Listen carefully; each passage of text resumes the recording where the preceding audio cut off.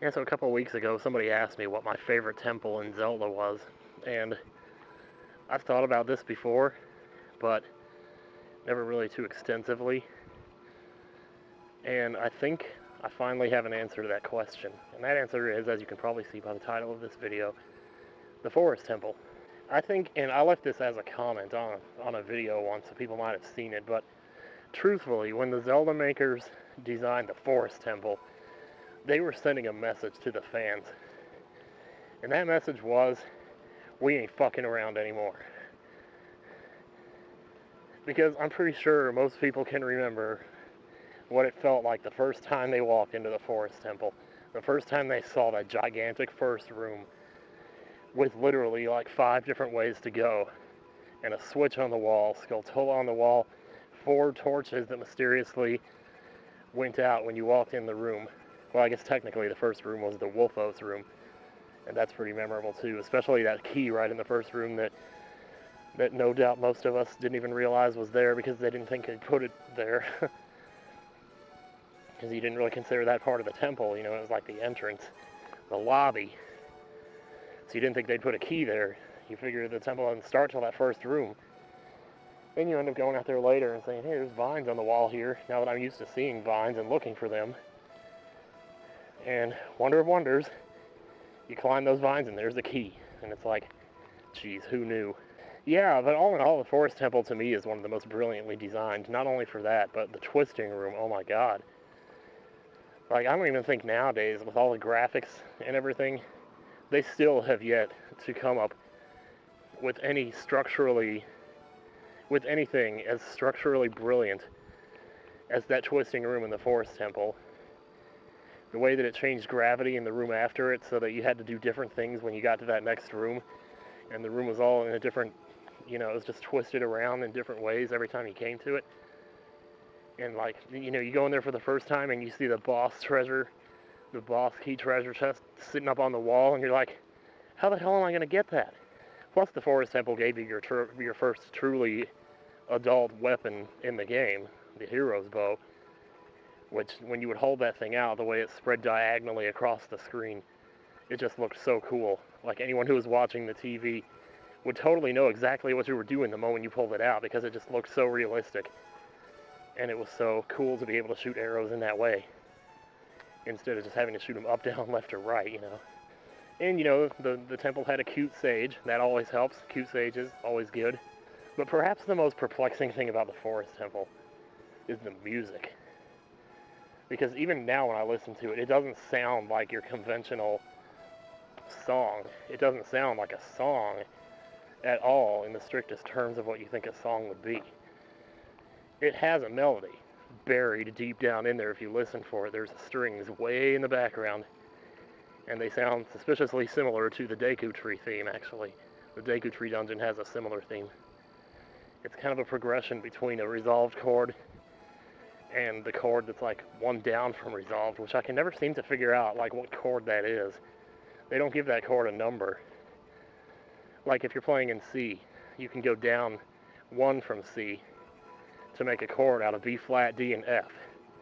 But most chord charts I've seen seem to suggest that when you do that, you're changing keys. And to me, you're not really doing that, because there's plenty of songs out there that use that chord that aren't changing the key in the process of using it.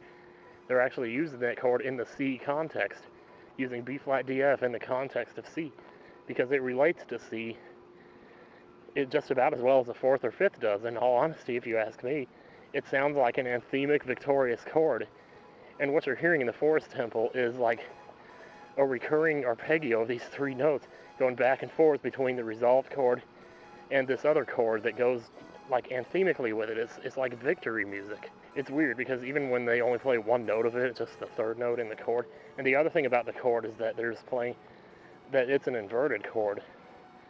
Like, normally a chord is da da da, but sometimes there's a chord like da da da. It's the same chord, it's the same note, but it's just inverted. Like, the lowest note is the 5th, and then the 1st, and then the 3rd.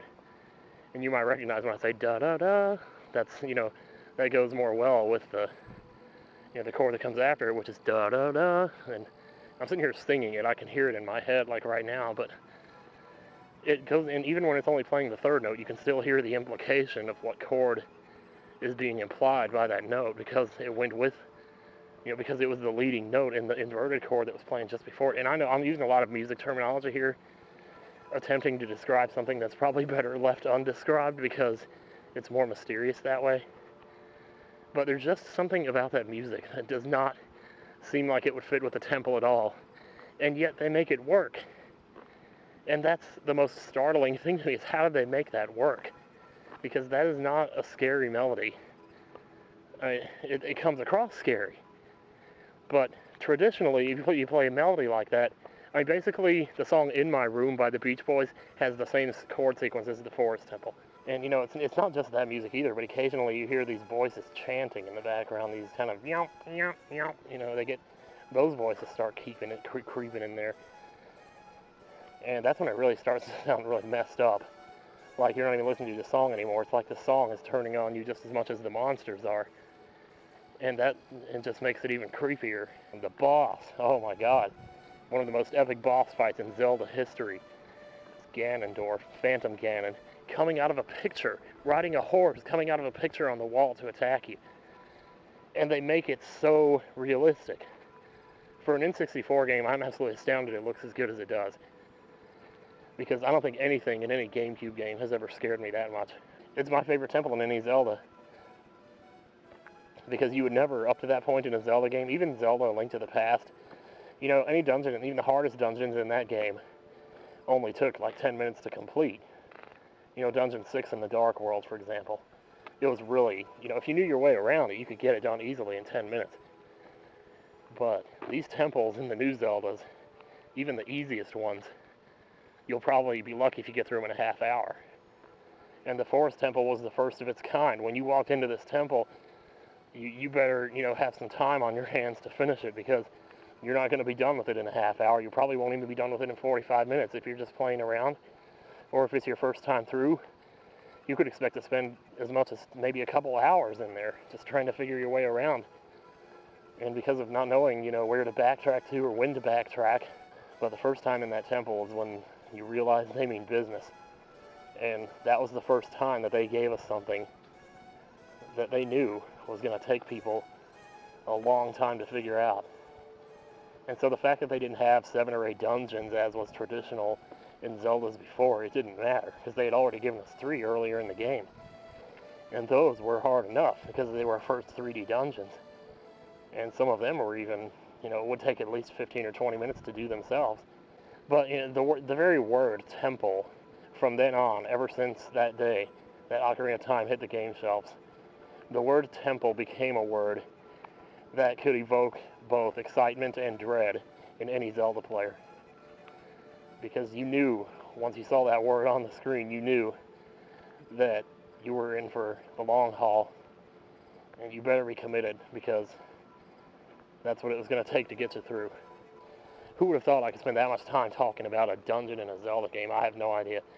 But that's my thoughts on it. And, feel free to add your own thoughts about what you may agree or disagree with me on this. And maybe next time we'll do the Fire Temple. See, the thing is, now I'm getting tempted to talk about the other temples. The problem is there are some temples that I just don't have anything to really say about.